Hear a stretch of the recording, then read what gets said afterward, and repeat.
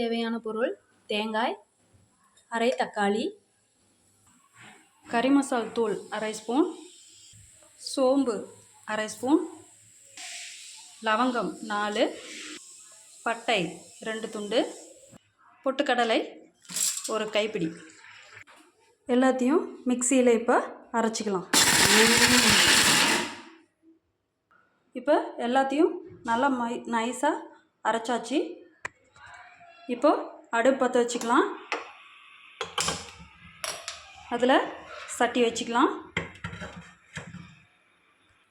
சட்டி காஞ்சதும் எண்ணெய் ஊற்றிக்கலாம்.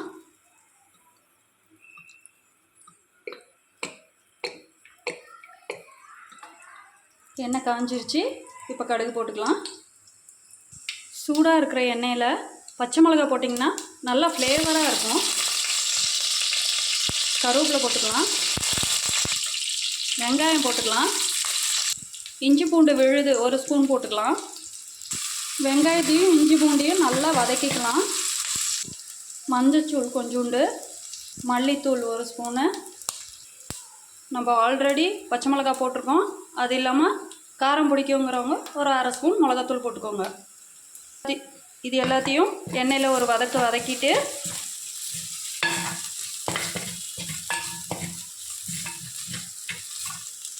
தக்காளி சேர்த்துக்கலாம்.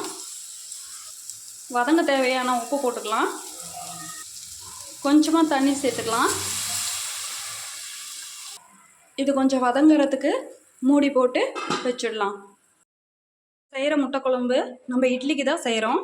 அதனால் இட்லியும் ஒரு பக்கம் வச்சிடலாம். நான் எப்பயுமே இட்லி துணியை சுடு தண்ணியில் போட்டு எடுத்துட்டு அதுக்கப்புறம் தான் இட்லி ஊற்றுவேன். அதுக்குள்ளே இந்த பக்கம் குழம்புக்கு இது பண்ணது நல்லா மசிஞ்சிருச்சு. இப்போ ஆட்டி வச்சிருக்கிறத எடுத்து ஊற்றிக்கலாம். தேவைப்பட்டால் கொஞ்சம் தண்ணி ஊற்றிக்கலாம். பாருங்கள், 2 குழந்தைங்க 2 பெரியவங்க சாப்பிட்றதுக்கு இது சரியாக இருக்கும். இப்போது தேவைக்கு ஏற்ற மாதிரி உப்பு போட்டுக்கலாம். இப்போ குழம்பு நல்லா கொதிச்சிருச்சு. இதுக்கு மேலே நம்ம முட்டையை உடச்சி ஊற்றிக்கலாம். எல்லோரும் வேக வச்சு கட் பண்ணி போடுவாங்க. எங்கள் வீட்டில் அப்படியே உடச்சி ஊற்றுனா தான் பிடிக்கும்.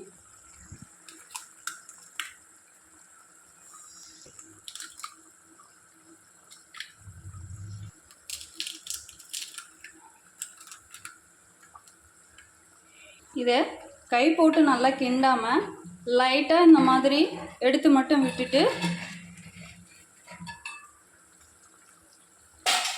மூடியை போட்டு சிம்மில் வச்சுருங்க. அதுக்குள்ளே இங்கே இட்லியும் வெந்துடுச்சு. கடைசியாக கொத்தமல்லி தழை தூவி இறக்கிடலாம்.